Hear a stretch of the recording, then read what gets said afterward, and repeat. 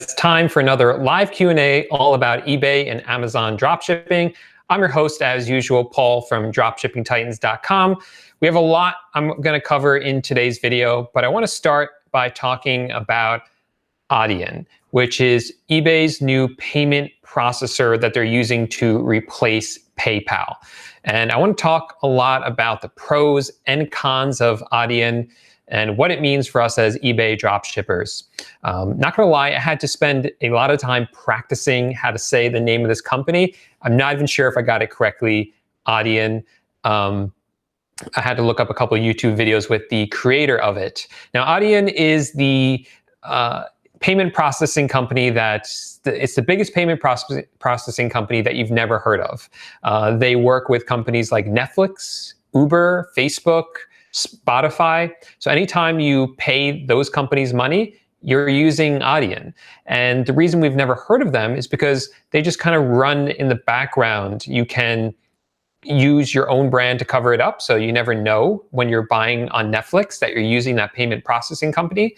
And that's kind of the way it's designed to exist. And that's kind of what eBay is planning to do. As you know, if you shop on eBay or sell on eBay, you got to use PayPal.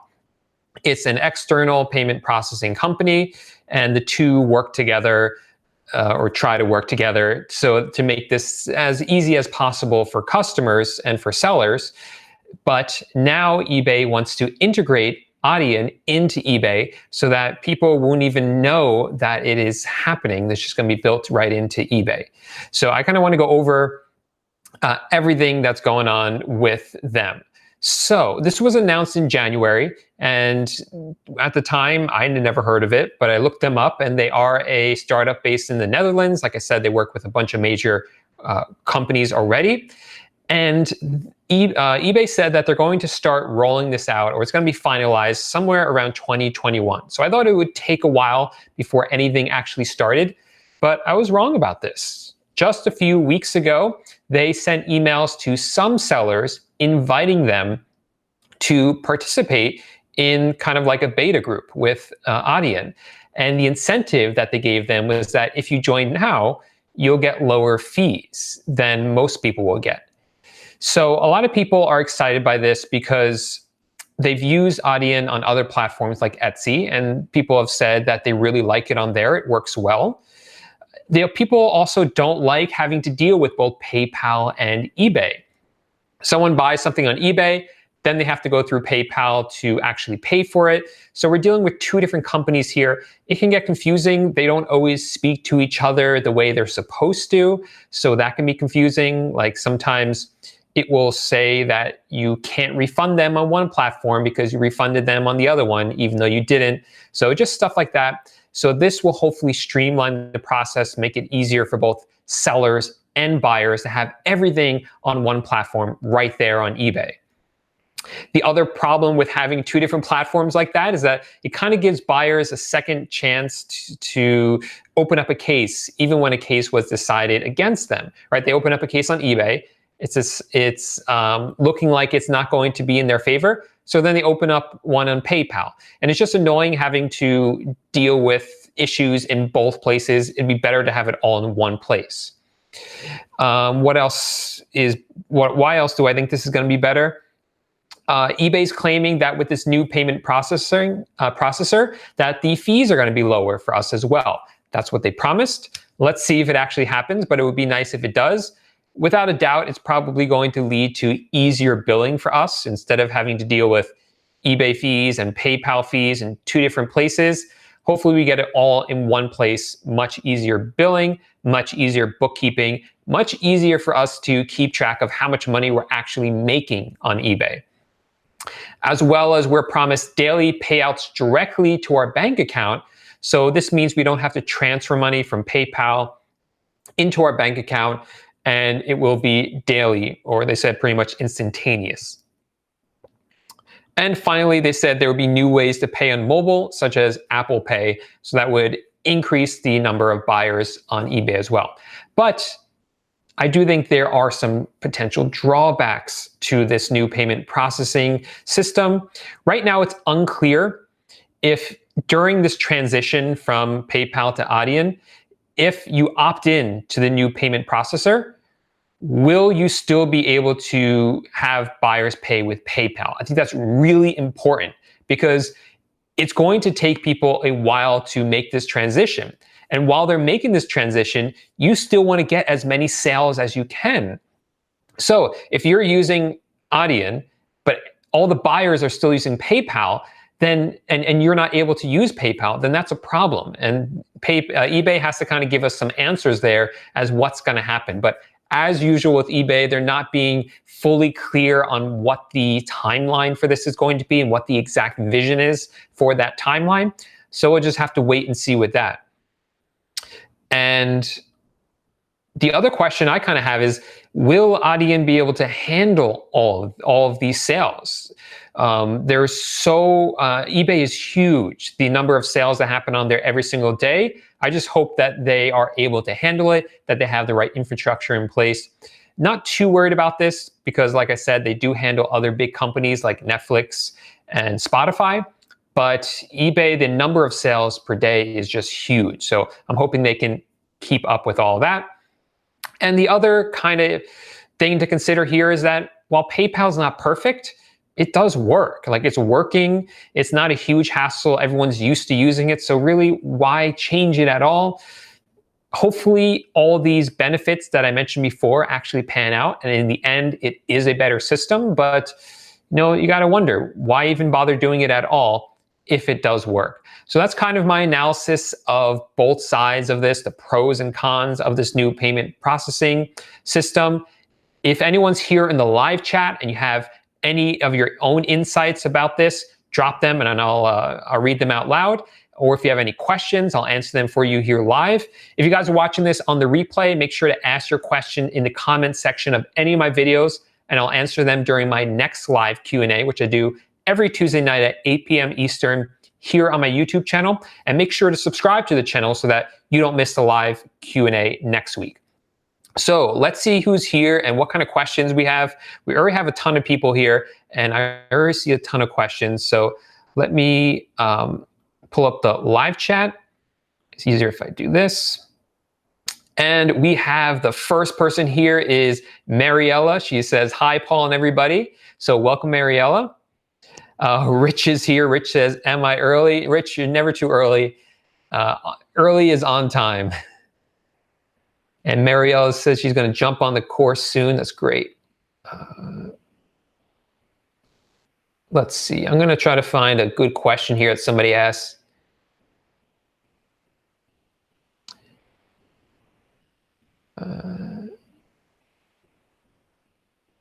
Let's see.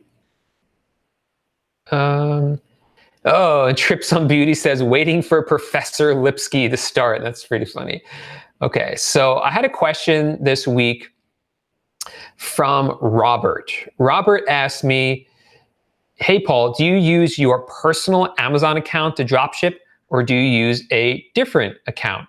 So, and I should have followed up with Robert, because now that I'm reading this again, I'm not sure if he means when I dropship onto Amazon or dropship from Amazon. I think he meant dropshipping from Amazon.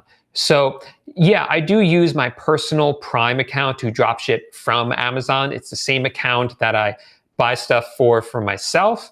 It's the same account that I use for Amazon Prime Video and music. So yeah, I use it for all of that. The difference is when I'm using it for dropshipping purposes, I use one credit card. And when I use it for personal reasons, then I enter in a new credit card that I just use just for that one purchase, and then I delete it so there's no confusion there. And I use it to ship to myself for that one. So it's very important, of course, that you keep your business and personal transactions separate. So that's you can still do that even if you use the same Amazon account, as long as you're using the correct credit card every time that you do. So Monday Pierre says in the live chat, "Hi, Paul, I just got a dispute open against me on PayPal because the customer saw the price from Amazon. Any advice on how to deal with this without telling PayPal I'm a drop shipper?" So I don't think you have to worry about letting them know that you're a drop shipper. PayPal doesn't really care about that. All they care about is that you get the item delivered. If it's delivered, then you're fine. If they want to open a return, the buyer, they're more than welcome to return it. But depending on what you have set up on eBay, they might be responsible to ship the item back to you. And only then will you repay them in this situation, because this is a case of buyer's remorse. So it's not something you should be worried about, because you are covered because it was delivered, and this is a case of buyer's remorse.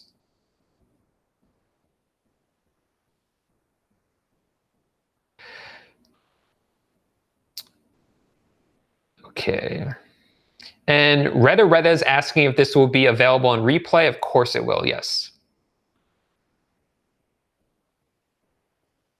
So we have Paul L back here as usual. I know Paul L has a lot of questions tonight. He sent me an email before asking me about a slowdown in sales that he noticed starting on Friday.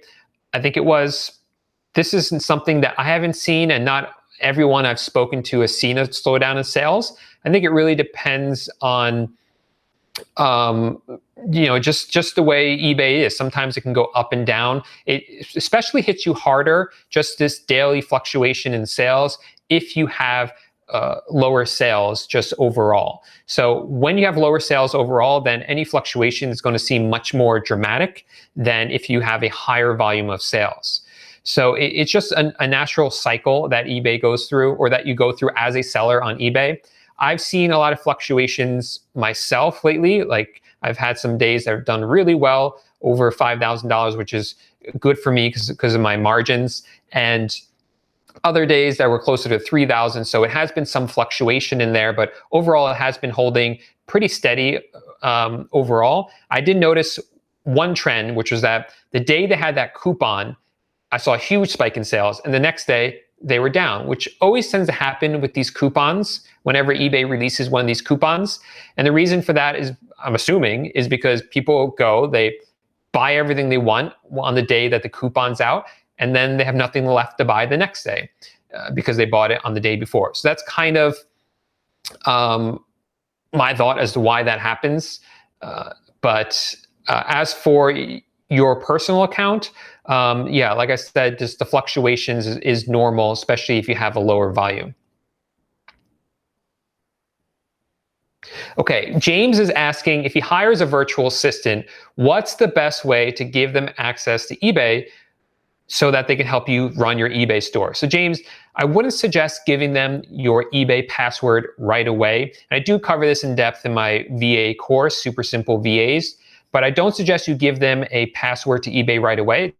Don't think that's a smart idea. And definitely don't give them access to your PayPal account. But there is plenty of software out there that you can give them VA access to.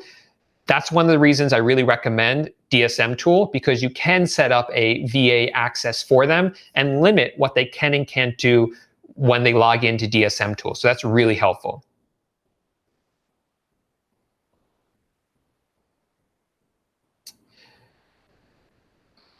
Okay, let's see. Whoa, got a lot of questions here. And Jason, unfortunately, I do not know what the fees are going to be like for Adyen, or I forget how to say it already. However you say it, I forget. I don't know what the fees are going to be yet, because as far as I know, they haven't told us.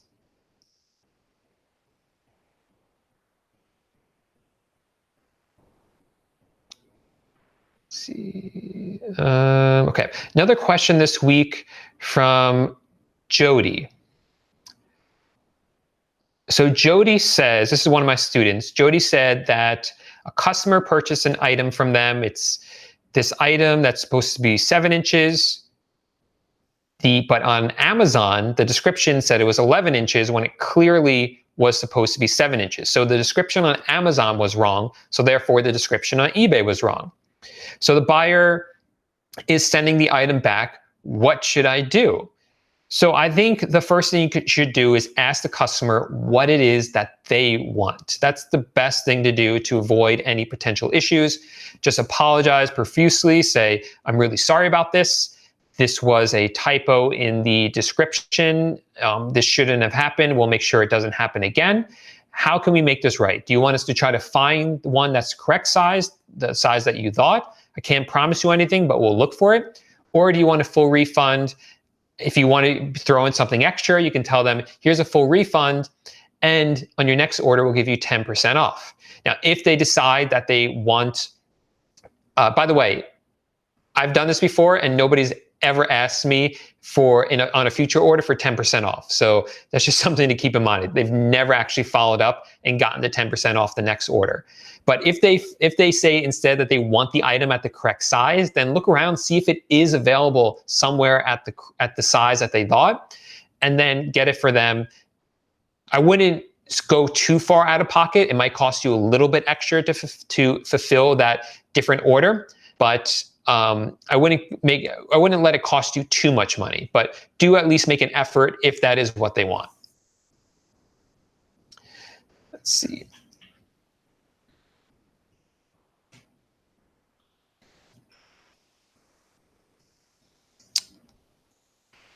Okay. So Michael Joseph says, in Dsm Tool, how do you add a second eBay store? Got a second DSM account and have to pay for a second subscription, then link them together. So what you can do is when you start a second eBay store, you will need to create a new Dsm Tool account. Now, to be honest, I know that there is a way to link them together, but to be honest, I don't know what the point of it is. I don't know what happens when you actually link them together because I've never done it. I do have multiple accounts, but I keep them separate and haven't linked them. So that's something if anyone knows, please drop it in the comment section or the live chat, because I'm kind of curious myself, what's the point of linking up multiple DSM Tool accounts that are linked to different eBay accounts?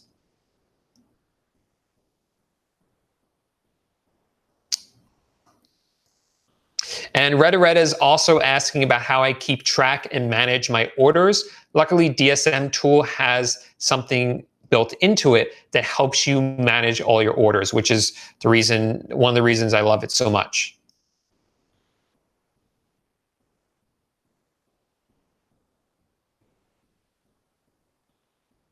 So a lot of questions about VAs tonight, which is pretty awesome. So Kieran says, how do you trust your VA with your credit card? And like I said before, you don't want to hand them the keys right away to your eBay store or password. And you also don't want to hand them your credit card information right away. So what you can do is buy gift cards and give them the gift card numbers that they use to purchase the item on your source's website. And a lot of sources, like Walmart, for instance, you can enter your credit card information in there and they won't be able to see it, but they will be able to check out using that credit card. So both those options are available to you.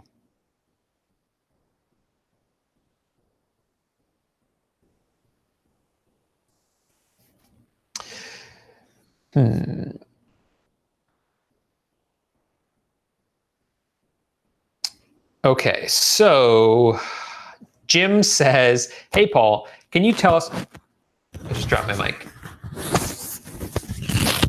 Sorry, guys, I dropped my mic. Okay, should be back in business. Jim says, hey, Paul, can you tell us how to get rid of old addresses in Amazon? So what Jim is talking about is when you dropship on Amazon, you're entering a lot of addresses over and over and over again. Every day you have a whole bunch of new addresses. So it adds up. You really have like a ton of them. And after a while, it starts to like fill up your account. Again, Dsm Tool kind of comes in and rescues us because they have a Chrome extension that will actually delete all the addresses out of your Amazon address book pretty quickly. You just got to click a button in that extension and it deletes it for you pretty quickly. So that's what I do. Every once in a while I do that when it's getting too big and it clears it out. And it'll delete my address as well, but that's okay because I could just enter it again pretty quickly.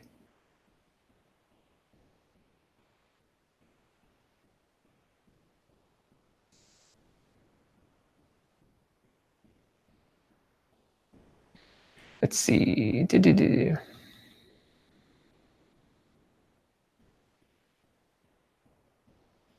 Okay, so let's see another question I had. This time from Glenn.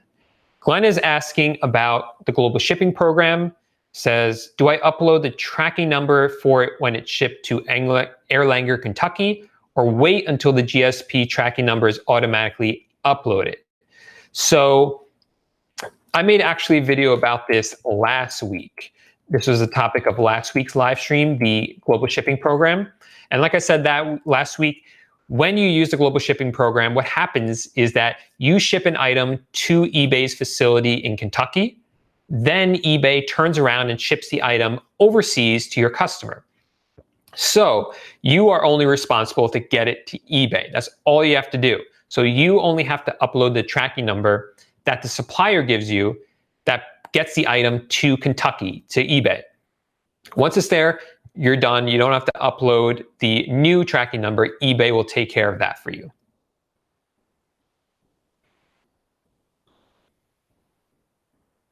Let's see.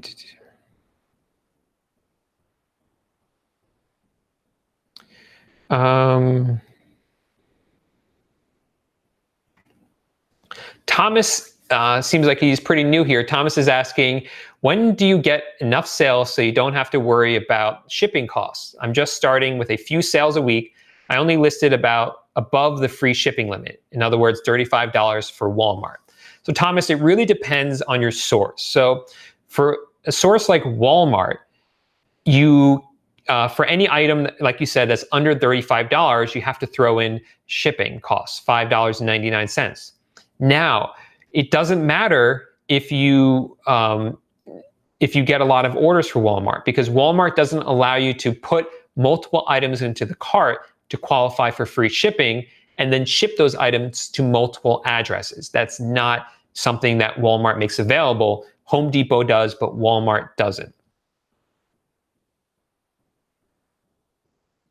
Hacked is asking a question about how to get more feedback without ordering a bunch of stuff from China. So Hacked, a great way to do that, although you have to be careful here because eBay kind of frowns upon this, is you can buy, well, one that you could definitely do is just buy stuff for yourself that you know you want. So if there's stuff you want, instead of buying it from Amazon, if that's what you usually do, go onto eBay and buy from eBay. And then the seller is going to leave you positive feedback for that transaction. So that's a great way to start to get some feedback. Something that eBay frowns upon, which people do anyway, is you can buy these things called penny recipes. So you buy a bunch of recipes for a penny and they get emailed to you. You don't really care about the recipe, but then that seller is going to leave you positive feedback for that quick transaction that you made. But like I said, be careful with that. I wouldn't do too many of those because eBay doesn't really like when you do that just to get feedback.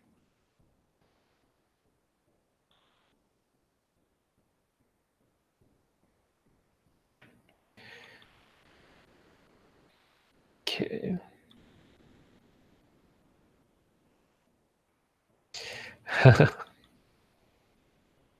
So the Spider Brony, aka Joe Leach, says, are your eBay accounts linked together? Thanks, Joe. So Joe, you can link your eBay accounts to some degree, but not to a whole huge degree. So what I mean by that is when you start a new account, when I started a new account, I called eBay and said, hey guys, I started this new account. Can I get a high listing limit for it? Because I already have an existing account. I have a high listing limit over there. I'm just using this for a different type of product. And eBay says, sure. And they give me a high listing limit for that account. From that point on, presumably, what eBay's supposed to do is put in the system so that they know those two accounts are owned by the same person or the same company. That doesn't always, I'm sure it doesn't always happen, but eventually they catch on. Even if you don't do that, eBay still has ways of figuring out if your account is owned by the same person so they can link those two up.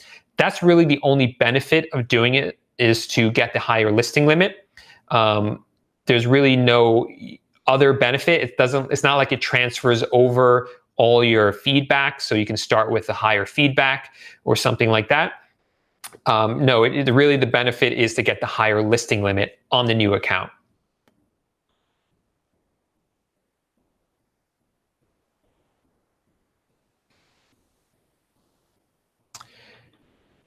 Let's see.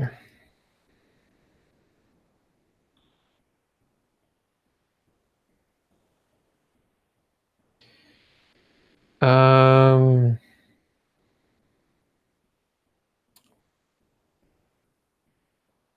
I had another question from Dievs.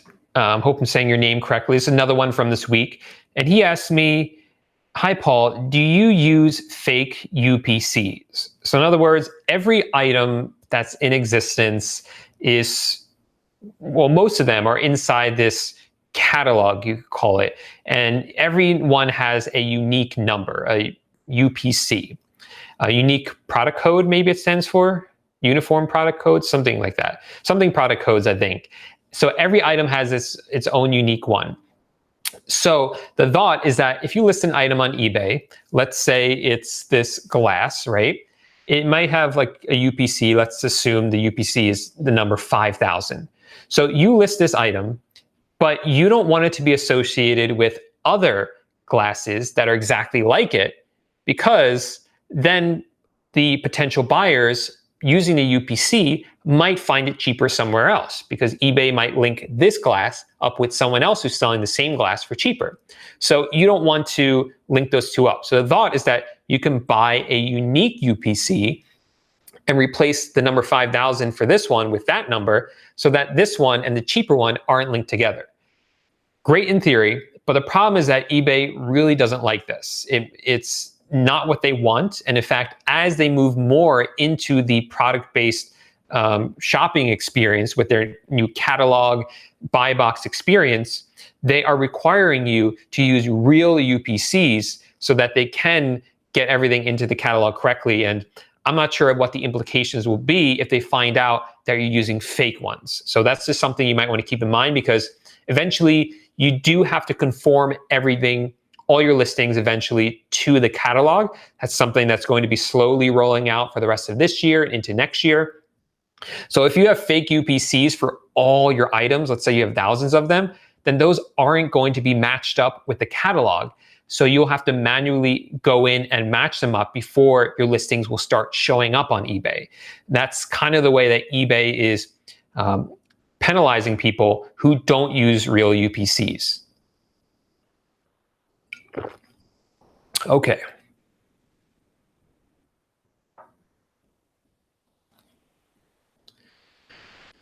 All right, let's see what other questions we got.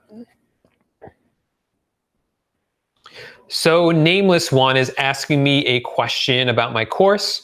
Says, when someone purchases your course, my course, oh, I guess on my eye, and gets the more affordable option, so that's, I guess you mean the one for $247, can they upgrade to the one-on-one coaching later? Yeah, absolutely. You could just send me an email and we can get you some coaching from there. So I did want to talk for a minute about what happened with my course this morning, because I did update a lot of stuff inside the course.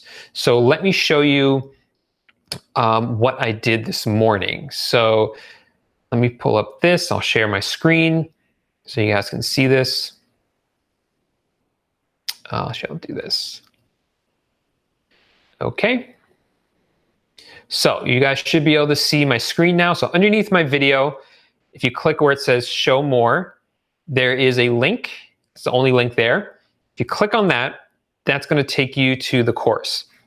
And I released this course in January. It's currently August, and I've already had hundreds of students go through it. But things have changed on eBay, right? Some things have changed, some tax laws have changed, and I've learned more about eBay dropshipping. So I do want to make some updates to explain everything that I've learned, everything that's changed, so I make sure everything's up to date. So if you scroll down here, this is the curriculum, and I want to show you what I've added. So right here, the module 4 says setting up your eBay store. I've made this so much easier to follow. It was always a little bit difficult for people to start their stores, just because eBay just made these slightly small changes to the way that you create your eBay account. So I did make it a lot easier. I went in and redid the whole process, redid this whole module. So it's very easy to follow along and set up your eBay store. Underneath module 6, which is all about how to find profitable items to sell on eBay, this is something else I updated. So what I did here was I added in some information about product research software, and I also added in a bonus tip here, which is all about how to streamline this process even more. So I also updated lesson 7.2, which is all about how to set up Dsm Tool, because that changed as well.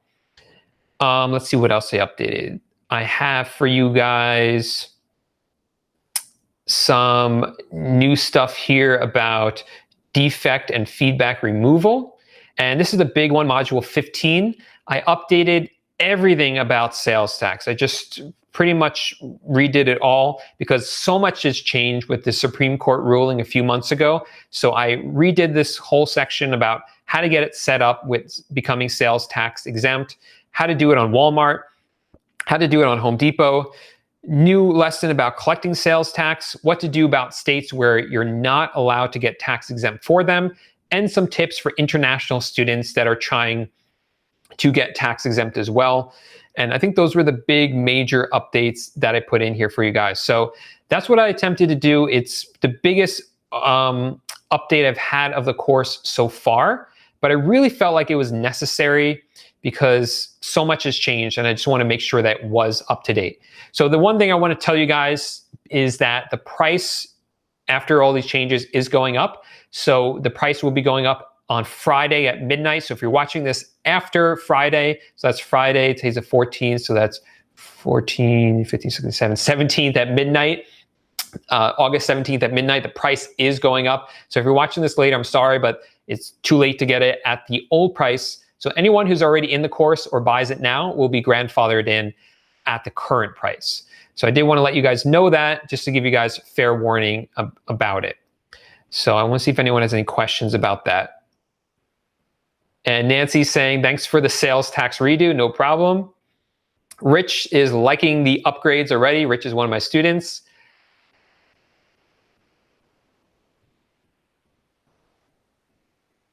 And James noticed a typo, said that I changed lesson 4.3, but it actually says 14.3. So thank you for that. I'll make sure to change that after this. I'll actually put it in my to-do list. Thank you for telling me that. Okay, let's see.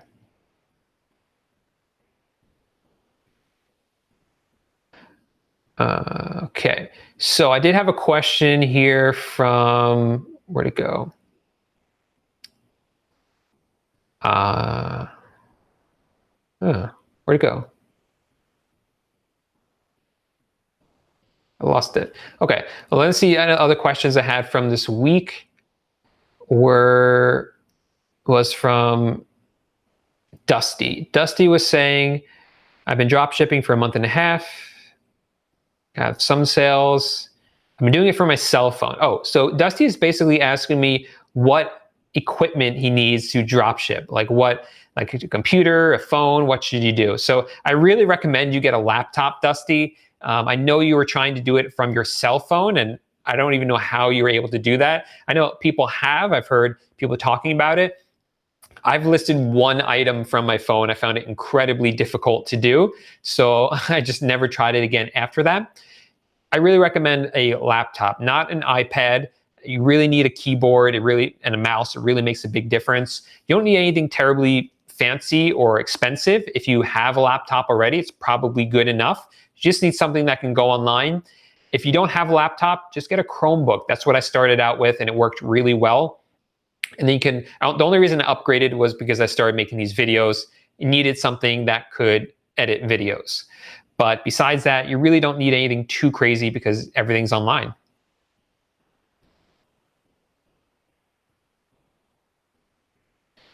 Okay. Yeah, Jerry's saying that he was suspended from Sam's Club because he was flagged as a drop shipper. Has anyone ever experienced this? This is one of the problems with Sam's Club, is that they will do that. Some suppliers are just better than others. So it's something you want to keep in mind, that some suppliers like drop shippers. Others like Sam's Club and Target don't, and Bed Bath & Beyond doesn't as well. So, and there's, I've only covered a few of them right there, but there's a ton of different sources, and you kind of have to test them out slowly to figure out if they like drop shippers before going full in with any of them. Yeah, so sorry, Warner. Yeah, so this is, if you are currently a member of my course, Dropshipping Titans, if you joined a week ago, a day ago, a month ago, 6 months ago, or join right now, then you will have access to the course. No matter what updates I make to it, you'll always have access to it for the lifetime of the course. So you don't have to pay for any new updates. That's what I mean by grandfathered in. I put 2.0 in parentheses just because this was the biggest update I've made to the course so far, all these new videos, but it's still the same course. I've just updated the modules that really need to be updated, or things that I really felt were really going to help you guys become even more successful with eBay dropshipping. I really felt like I wanted to put it in there. So that's what I did with this new update.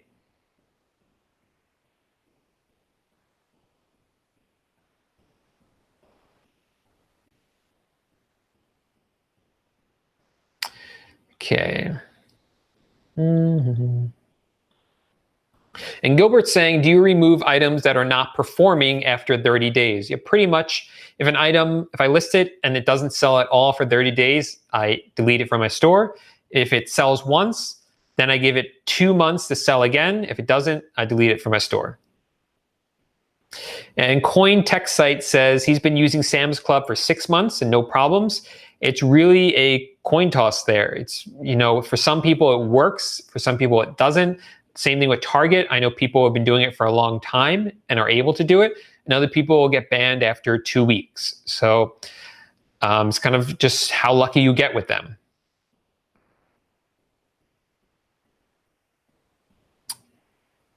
And Soon to Go Home is asking, is there a payment plan with the Dropshipping Titans course?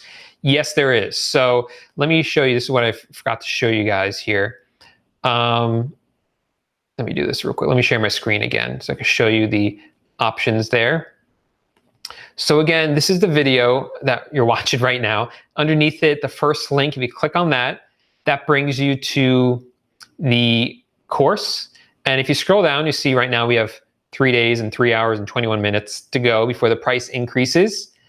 And down here, you'll see all the payment options. So you can either make one payment of $247, which is really the best deal and the most popular option, or you have a payment plan, which is 3 monthly payments of $99. And if you make your first payment on this today or before the price increases in 3 days, then you lock in that price. So you'll only be paying $99 next month and $99 the month after that until you hit all 3 payments of $99.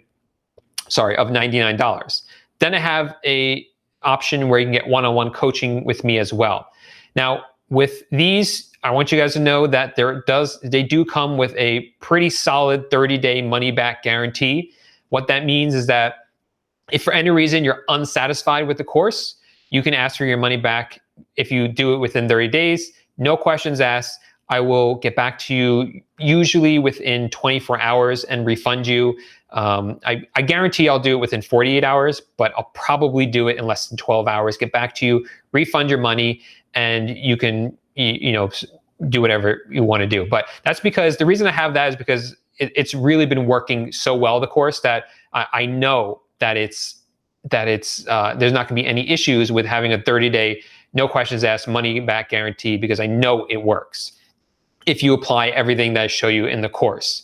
So these are your options, and you can lock them in today for this price.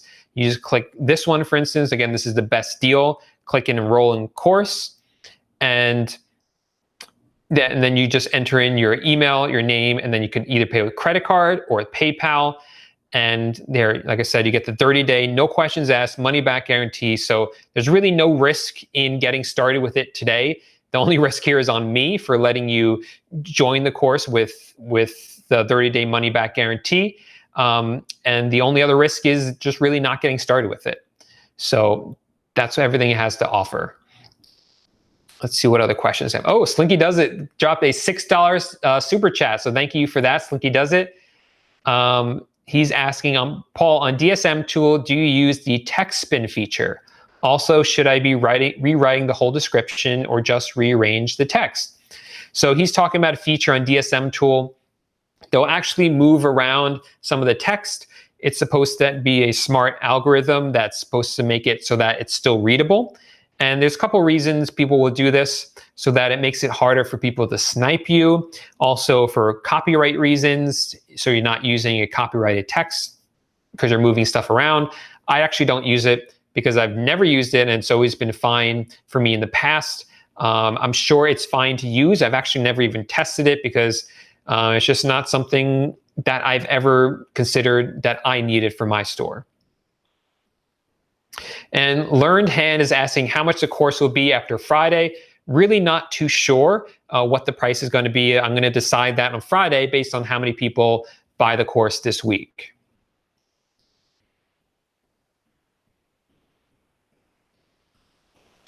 Okay. Best Sales is asking, can you list bundles with Dsm Tool?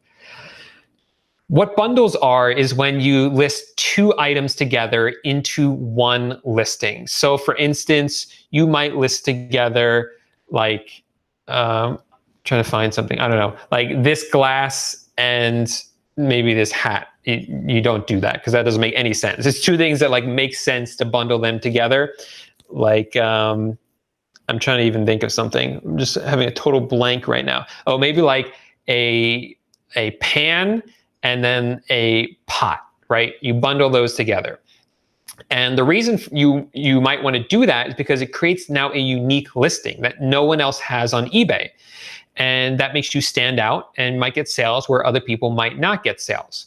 The problem with that is tracking that, right? Because Dsm Tool can't track both the pot and the pan and make it go to one listing.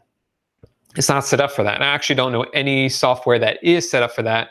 So if you want to do that, the option for you is you have to take the picture of the pan, take the picture of the pot, and use an external editor to like maybe Canva to put them into one photo. And then you can upload that one photo to Dsm Tool or eBay. Then you obviously have to make your own title that describes both of them, combine both the descriptions, kind of doing that manually. So the best way to do this, I think, is to take the more expensive item, let's say it's the pot, and list that with Dsm Tool. Well, put it into Dsm Tool. It's then going to pull everything up. Then you create that photo, upload that photo to Dsm Tool. Then obviously change the title, take the description from the cheaper item, and put it into the description that was pulled into Dsm Tool. Then the problem really is the price. So you have to mark up the price enough to cover the cost of both items and fees and still make a profit on it. And the problem is that if the more expensive or if the cheaper item goes out of stock or the price changes too much, Dsm Tool isn't going to know that because it's basing the price and stock on the more expensive item in that case. So it's just, there's a lot of problems in here. And the other problem is that, let's say the more expensive item that you have linked into Dsm Tool suddenly goes on sale and it's 50% off, but the cheaper item actually went up in cost. Now you might have a problem there as well. So a lot of problems there. Just something you might want to keep in mind. People do it, but there are obviously risks involved.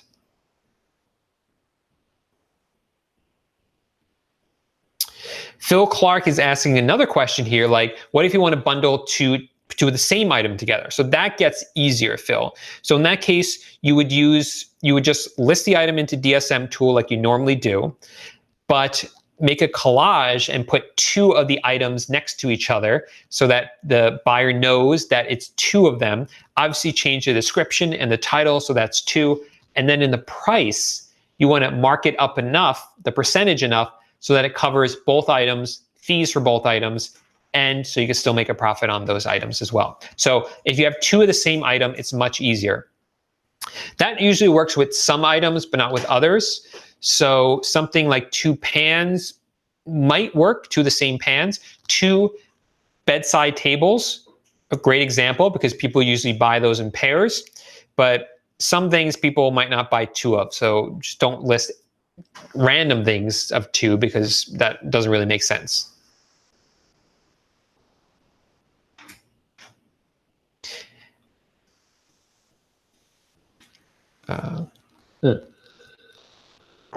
Giovanni Vega is asking, Paul, if you are drop shipping from Walmart and the buyer wants to return the item, do they return it to you or back to Walmart? It's a great question because it's a question I get a lot and something that people worry about a lot before starting eBay dropshipping. Remember, as dropshippers, you never have to see the product if everything is done correctly. So with a return, all you do is go into Walmart, start a return. Walmart will then send you a return label. You then turn around and send that return label to your customer on eBay. Then then the customer on eBay will ship the item directly to Walmart. So you never have to see the item. Walmart will then refund you, you refund the customer. It's pretty much a wash at that point.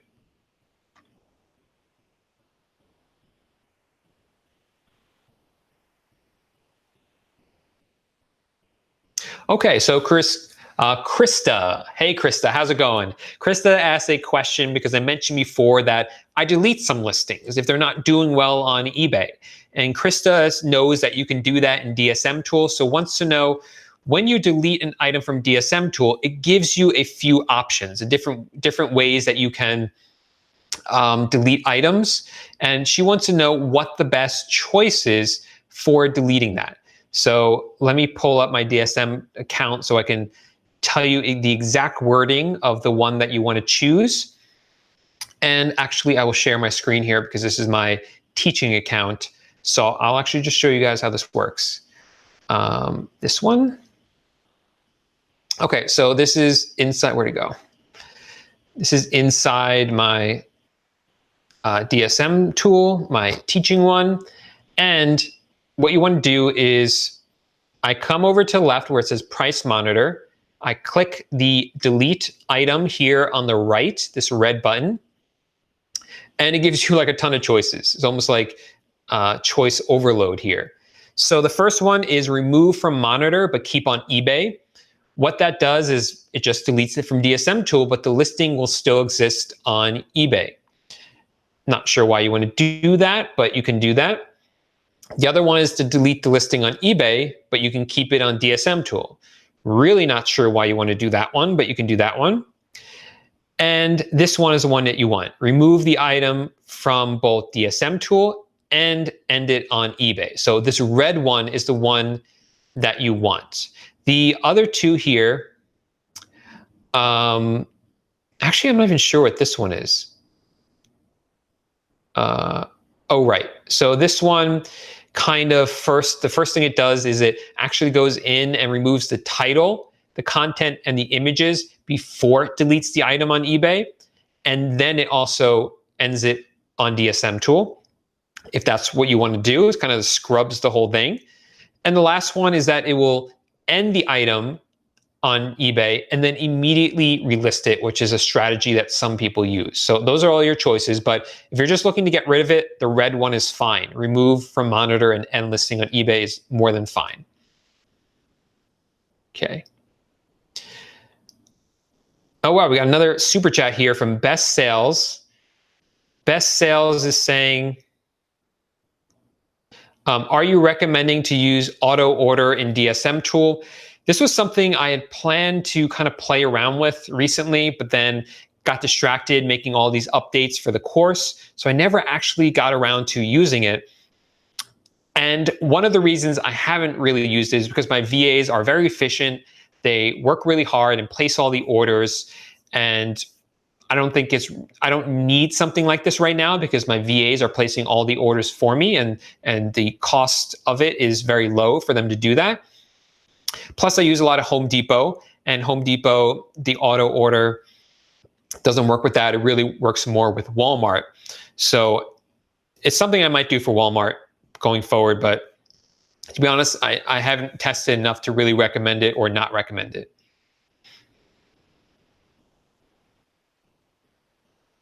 Okay. So Warner says, I recently had a Home Depot return and they accepted the return, but they wanted to have the item picked up and didn't provide me with a shipping label for uploading to eBay. How do you deal with it? So Warner, usually when you return an item to Home Depot, they give you two choices. Either you can have UPS or another company come pick up the item, or they're going to send you a shipping label. There's benefits and drawbacks to both of them, but in this case, it sounds like they required a pickup. And they usually do that for some items like batteries. And in that case, you just have to tell the customer on eBay, hey, this item is going to be picked up. This is the company that's going to do it. They're going to call you. Here's their number if you want to call them. And this is maybe the tracking number if Home Depot gives you that number.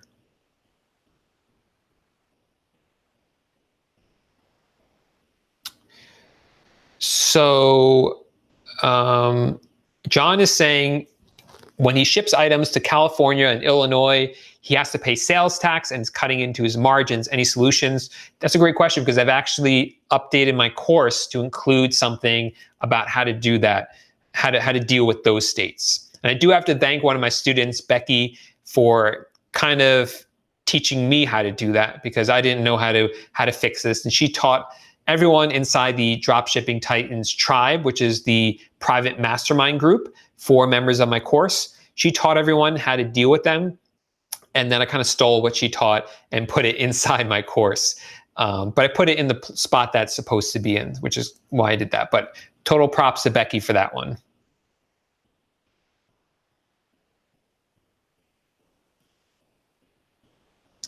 All right, let's see. Oh yeah. Rich is saying that Home Depot had a huge second quarter. I did hear that. Somebody had just emailed me a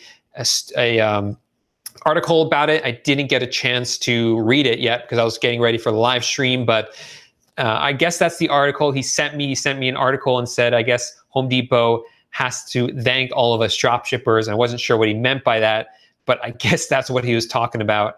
Pulling up the chat right now from him. I'll have to listen to it again, listen to what it was. But yeah, I heard they're doing really well now. I bet it's from us.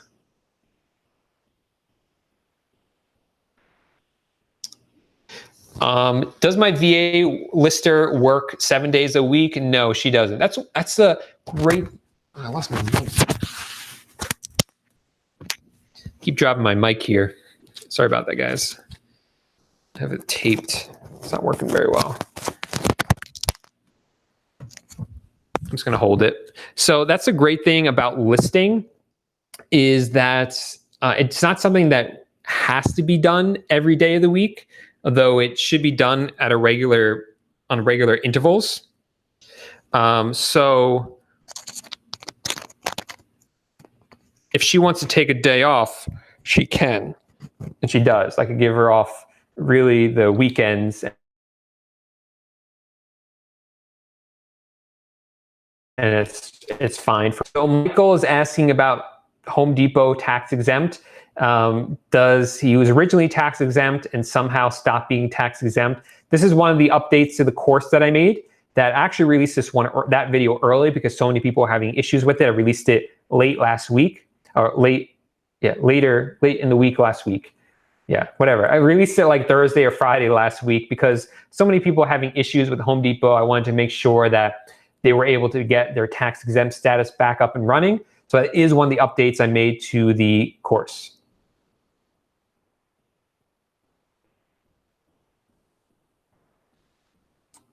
Let's see.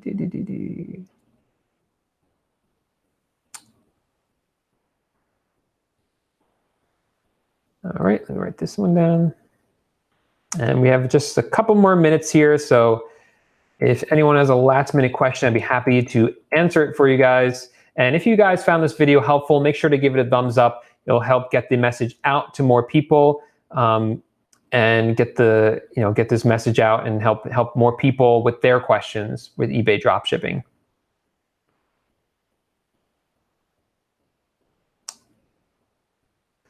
Let's see. So in the last couple of minutes, I did want to tell you guys a little bit about what's coming up on the channel, because later this week, I'm going to cover some of the biggest changes that have happened on eBay this year. So if you want to make sure you don't miss that video and all the updates that have happened on eBay this year, make sure that you subscribe to the channel and look out for that video. It should be dropping on Thursday. Next Tuesday, of course, we'll be having our next live Q&A.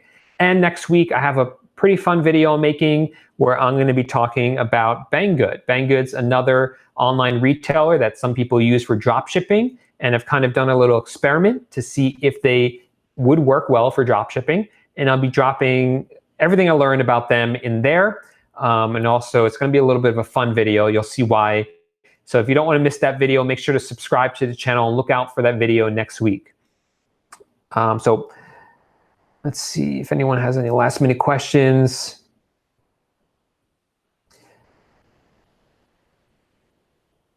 No, I guess that's it for tonight. But thanks so much, everyone, for coming out to the live stream tonight. I had a lot of fun. I always like hanging out with you guys.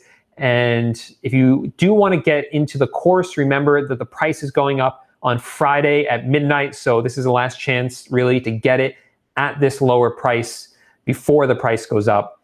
And that's because I made all the updates to the course. So thanks so much for coming out. Make sure to subscribe to the channel. Make sure to give it a thumbs up. And I'll see you guys next week during the next live Q&A.